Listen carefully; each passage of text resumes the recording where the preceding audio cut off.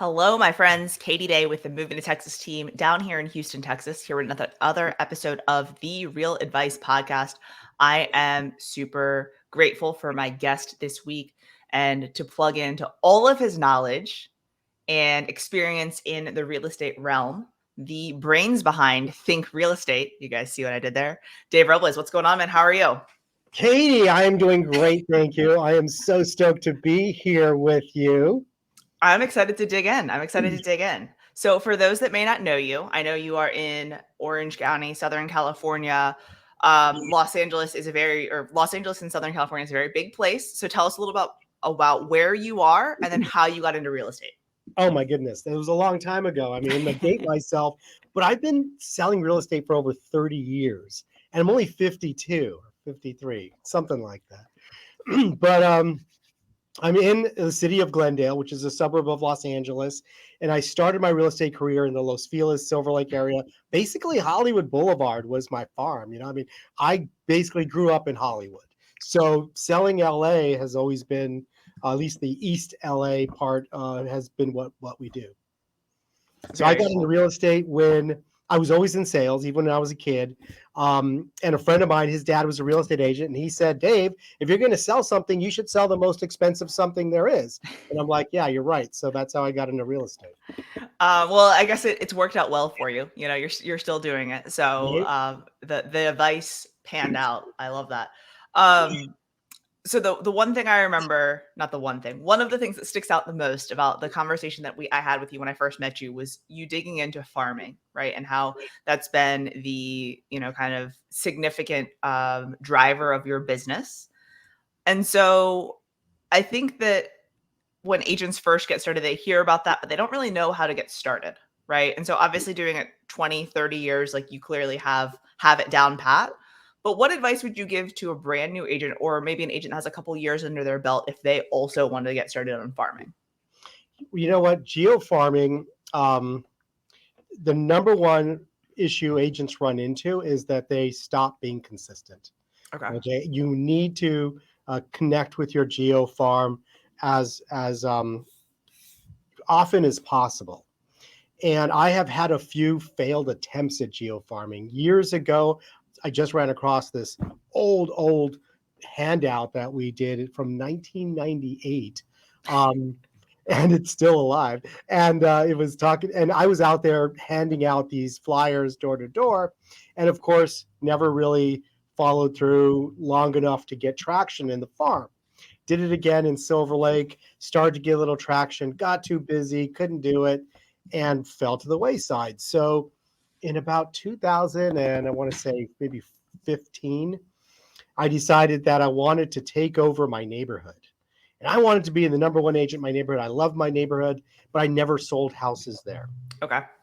So I was walking my dog one day and I said, I'm going to do it. And I committed to sending out mailers to this giant 4,400 house farm. Okay. And I did about 15 mailers the first year. And at the end of that year, Katie, I had zero business from it. Like no one even called me to complain about like, take me off your list. And I'm like, are people getting these things? Yeah. Is it when you lived there? So I guess you were getting them. So you knew it was happening, but nothing was actually happening. Nothing was actually happening. So I remember Tom Ferry saying once, if you want a better answer, ask yourself a better question. Yeah. So I thought, what's the best lead a real estate agent can have? Is it an open house lead? Is it a internet lead? Or is it like a referral from a friend or a past client? Clearly the answer is it's a referral. Yeah. So then I thought my question was, how do I become the number one agent in my neighborhood? My new question was, how do I make the people in my farm my friend? Okay. And that's a different question. And the answer is not bombard them with postcards every single month. That is not how friends are made. Not generally. No, it's not. So I kind of switched everything. And the first thing I did was this really big yard sale event. And it went from 4,400 houses down to 2,000. And I did a yard sale event where I invited all 2,000 people to have a yard sale on a certain day.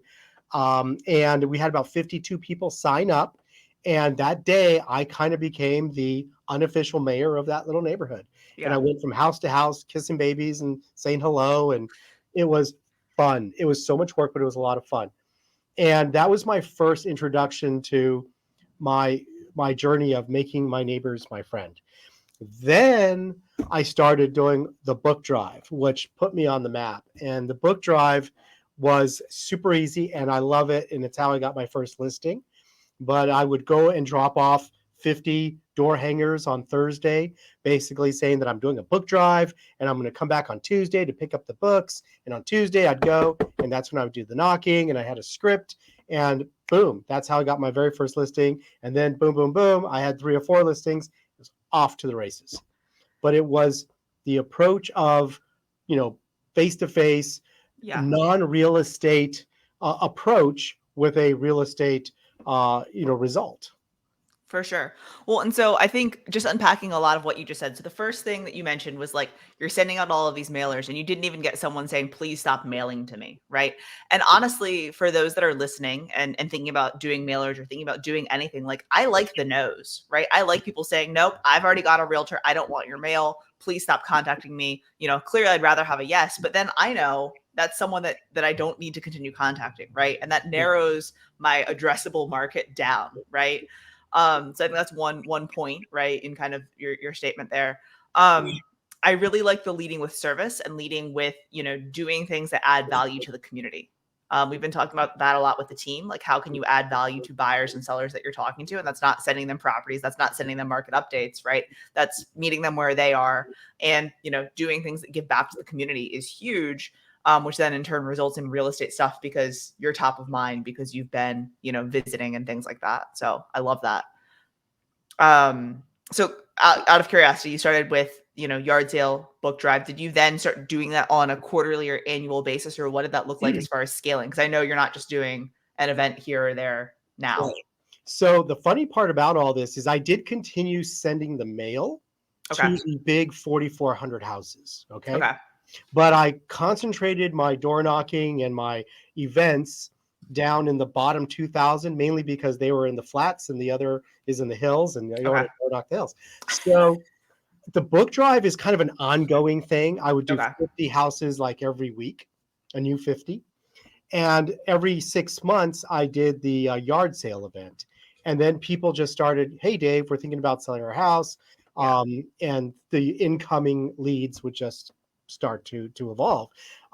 We added into that a shredding event, which is a huge win if you want to do a farm, where we bring in a truck to the neighborhood and we invite all the neighbors to sign up for a slot so they can have their shredding material shredded, and that's a winner. We have gotten listings from this event, so it's absolutely a winner.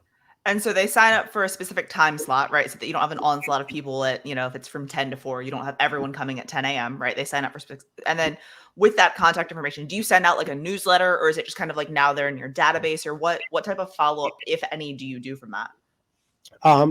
You definitely have to have people sign up because we are in the lead generating business and we want to bring in people that we can continue to communicate with. And agents make the mistake of not having people sign up for their things. Just show up. Okay, that's great, but then you didn't contact, you didn't grab anybody's information. So yes, they go in our database. We do have a weekly email that goes out to people. We do have giveaways throughout the year, like during the holiday time, we bake and distribute hundreds and hundreds of pumpkin bread, which is homemade in my home. My wife last year made like 980 loaves of pumpkin bread in our house, which got distributed out to our farm in SOI. And during the spring, we actually give out Rice Krispie treats, which are, Oh, yeah, I know, right? I'm a I didn't fan. think they were going to be a hit, but they're a huge hit. I love Rice Krispie treats. Yeah, they're darn I good. steal them from children all the time. That's funny. Yeah, I'm kind of joking, kind of not. Kind of. So, Yeah, but they're good. They're homemade, and in my farm, in my neighborhood, like I want to be their friend and I want to yeah, be the helpful Honda guy of our neighborhood is kind of the persona I have, and I'm Yeah. totally cool with it. Yeah, for sure. I love that, and I think that a lot of people fail on the execution, so it's helpful to know that like that's why you're having people sign up. Obviously, one for the organization of it all, and then two, to ensure that you're getting their contact information as well. So Yeah, good yeah. information You there. have everybody up at 10:15 if you don't slot it out. So you're right. For sure. One thing that I know that you're also a fan of, and that y'all do a lot, is giving back to the community as well. So has that always been something that you have done, or when did you kind of add that in as part of y'all's business plan? When I asked myself, how do I make the people in my community my friend? That's when I realized I needed to approach them from a human, perspective, Yeah. not just a realtor. We do a lot of mailers, but it's very rare that it's a just listed, just sold. Our mailers, like one of the things I do in my farm is I have a scholarship, and it was a $1,000 college scholarship to a graduating high school senior. And we got a listing from the very first time we launched that. And I've done that 5 years now in a row. And this year we just bumped it up to a $5,000 scholarship going out to the larger city community of Glendale. But I do believe in participating in the community and giving back and having conversations with the clients that other agents are not having. And that can be as simple as a yard sale or a book drive or my scholarship. Other realtors are only talking about business, business. I'm the best. What can I do for you? I'm not. I'm talking about things that are important to them. And I Yeah. believe that's helpful. Yeah, for sure. It also humanizes a little bit too, as opposed to just being all, numbers and things like that. So I love that. And I love, showing that you're giving back in the community as well. So here's something I'll share with you. I mentioned that I still mail to the entire 4,400 houses. Hmm. Hmm. Most of my business, like 90% of it, comes from that 2,000 houses that I have had these events in, that I've door knocked. I've been to every door several times, Yeah. even though I still send out the mailer. And I believe because when they get my mailer, they get it and they're like, oh, it's Dave Robles. I met him. He's a nice guy. And when they're up in the hills and they get the mailer, there's no reference. They're like, whatever, just another realtor, because Yeah. we get a lot of mail.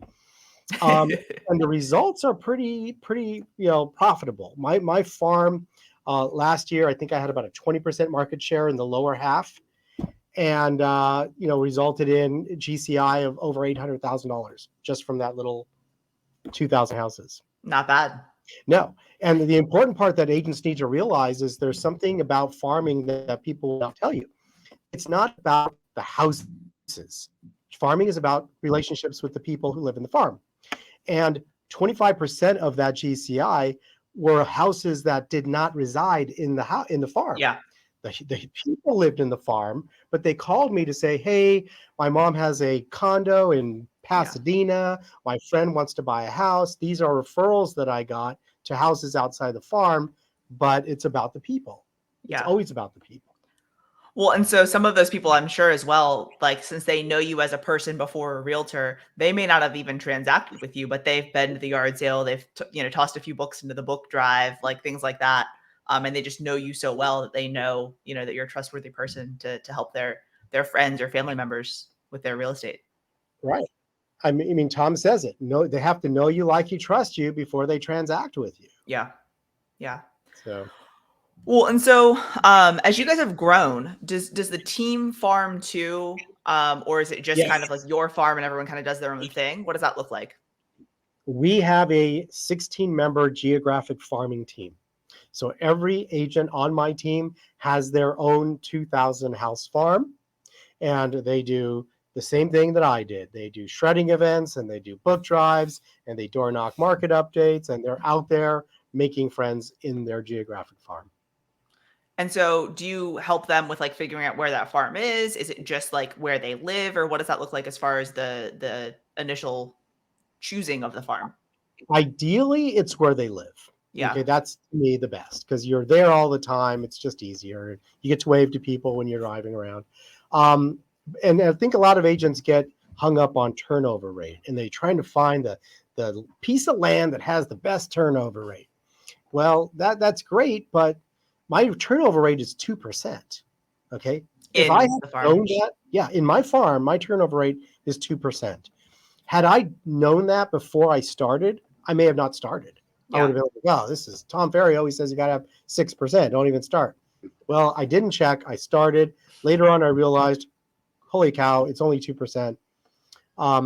But the price point's also like $1.5 million, so that helps. Yeah. But I don't think it's all about turnover rate. I think it's about building relationships. Well, and again, if you're doing that in a community that you already live in, that your kids go to school in, that you go to church in, that you blank, whatever in, Yeah. you're already in that community, you're already ingrained. So, it does make it a little bit easier, right, to continue to do other things in the community and especially give back and stuff like that and be present, right, as Yeah. opposed to driving across town for a 10% turnover rate. 100%. When I'm door knocking and I'm saying hello, by the way, this is my script. Hello, it's Dave Robles. Swear to God, I see my name. And then they're like, who? I'm like, Dave Robles, your neighbor on Mountain Street, the realtor. How are you? It's like, they got to open the door, Like, who's this crazy man singing outside of my house right now? The new guy that moves in is like, what is happening outside? But you know what? There's a sense of familiarity when you Yeah. do that, and it's very disarming. It's like no bad guy is going to be doing that. So it kind of takes down the walls real quick. For sure, for sure. I had a question, but your singing door knocking threw me off. Yeah, it'll do that. Sorry. All right, so we're talking about turnover. We're talking about so I mean the 2,000 person farm. I mean, I think that even with the lower turnover rate, I would argue that that could be a positive thing because then the people in the farm are referring you to their friends or their mom or their cousin or their whatever because they're seeing you more frequently. If you have a super high turnover rate, obviously you're still hitting the same homes, but you're not getting the same traction of that, belly to belly conversation of them coming to your events over and over again. So that was kind of my thought on the turnover rate. But obviously you need some homes to sell somewhere. So make sure there are homes selling before you choose a farm. Well, and so as far as the team goes, I think for team members out there that are listening or for team leaders that are out there listening, there's always that give and take or push and pull of like giving money to agents or investing in agents, right, as a team leader that have not yet made you any money, right? And then for a team member, there's always that, why should I pay you a high split, right, if the value's not there? And so how have you balanced the expenses of doing events in a farm and, kind of the marketing expense of mailers and stuff like that with team members? Right. Good question. I do pay for everything except regular mailers. I will split those 50-50 with the team, but I do pay for the shredding event, which is the card and the postcard that goes out. And as far as the marketing material, we have a marketing department here in my office that, with an amazing printer, prints everything in-house. Okay. So the only thing I don't print in-house are like high quality glossy postcards. Yeah. But everything that's door knockable is produced right here in the office. That's pretty awesome. Yeah, That's a pretty good perk. I would pay for that. It's a real big perk. We've recently invested in a cookie oven, and we can make at scale like the best chocolate chip cookies you've ever had. Think real estate. Better do some more door knocking Yeah, right? because I feel like you guys are going to be eating cookies all the time. I love it. But the thing about, you mentioned how do you justify investing in an agent when you haven't earned any money, any income from that agent? Well, I mean, teams do it all the time. When you're investing in an agent and you're giving them Zillow leads, if you're a Zillow Flex team, you're doing it right there from the get-go. You're giving them leads that you've already paid for or that are costing you money or whatever. But there's two ways to run a team, in my opinion. You're either giving them leads or you're giving them knowledge. And my goal has never been to have a team of buyer agents or just to hand agents leads. My goal is to help them create long-lasting careers that will feed their family and fund their lives forever. Yeah. And that's totally been my approach. It's not about the lead. It's the whole, give a man a fish, you feed him for a day and teach him to fish and you feed him forever. It's that. Instead of teaching them to fish, you're teaching them to farm. Yeah, totally. No, that's awesome. It just, I know that it's something that people are probably thinking, well, who's paying for all of this? How is that working? And obviously having a lot of stuff in-house is very beneficial as well. So, Yeah. you know, that helps on the costs and things like that. What advice would you give to someone if they were looking to start a team? I mean, you kind of just touched on it as far as, you know, like leads and teaching your team how to do these things, right? But like what advice, what's something that you did in the beginning that didn't make sense that you'd be like, don't do this, or here's my advice. Teams, my advice. Wow. I think if you're a team leader, you have to understand what your value proposition is. Why would anyone want to be on your team? Okay, what is, and you have to be honest with yourself on that, because they have a lot of choices. Yeah. So understand your value proposition. Is it that you're handing out, leads? That's certainly a value proposition. Are you offering training? Are you guidance? Are you inspiring? What are you giving them? And can you continue giving it to them? Yeah. Okay. And I think it's important to understand that as teams grow, things have to change. Like how you handle a 3-person team is different than how you run a 10-person team. And then I discovered, hey, that's totally different than what you need to do for a 15-person team. Yeah. And when we were at 22 people, that was different than when we were at 15. Yeah. So things change, and your processes have to grow. And I think being open-minded and accepting of that fact is very helpful. Yeah. I think that it's something that we've been seeing a lot of just in the real estate in general this year, right? As the past 6 months have been very different in real estate than, you know, the previous 6 months or previous, you know, 2 years. So really understanding that you can't always do things the same way, right? They don't always work the same way, whether that's the size of your team or the market or whatever it may be. Yep. Things change. See, it's the only constant. Change. What would be a book or podcast or something like what's something that you listen to or read for like motivation and business development? I mean, the simple low-hanging answer is Tom Ferry stuff. I mean, obviously, I coach with him. I think he gives a tremendous amount of value out there for free on YouTube and Yeah. Instagram. So, I mean, that's just a no-brainer. I like Inman. I do follow a lot that they do. I've gone to their Inman Connect and their Inman events. I think there's a lot of cutting edge approaches that show up on Inman before it kind of goes mainstream. Book wise, oh my goodness. I mean, I'm kind of old school when it comes to the books, and I like the old tried and true. But Seth Godin, I love anything by Seth. I think he's awesome. Malcolm Gladwell, I love Malcolm Gladwell books. Tipping Point, Yeah. how things became suddenly, incredibly popular. But what did it look like? How did it lead up to it? Because it wasn't always suddenly. There were steps and there were precursors. I feel like it's like that motivational poster where it's like success and it's like a mountain. And then underneath it's like all of the things that led to that success, you know, because it's like this is what we see, but what are all the things kind of behind the scenes? As far as Seth Godin goes, are you signed up for his daily email list? I thought I did, but I don't think I received it. Maybe it's going to my trash. I better check. I always like that because it gives me like a thought-provoking, you know, thing every single morning when I'm, you know, waking up. It's nice to have that in my inbox, and some of them are really, really resonate with me. So I like getting those daily. But Seth Godin, Malcolm Gladwell, both high on my list. So I like those. All right. Well, I appreciate your time today. I've got one last question that sometimes Okay. stumps people. So I'll give you as much time as you may need to answer it. But Dave, if it were your last meal on earth, what would you be eating? What would I be eating? Wow. I would eat whatever my wife cooked as long as I was able to eat it with my family. That's a very awesome answer. I love it. Is there a family meal that you guys eat frequently? My wife's a good cook. Okay, so you gotta know that she makes this salmon dish, this miso salmon dish that is just Oh, like salmon crack. It is so good. So yeah, it's a simple dish too. She's always embarrassed because she's like, "This is not fancy, and it is yeah. not even difficult," because she makes a lot of difficult stuff. But it's Yeah. it's salmon crack.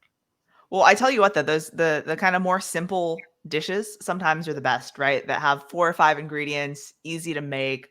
But I mean, sometimes the execution, like obviously, her being a chef over there, the execution, has to be there. So I like it. I like it. Cool. Awesome. Well, Dave, thank you so much for your time today and insight.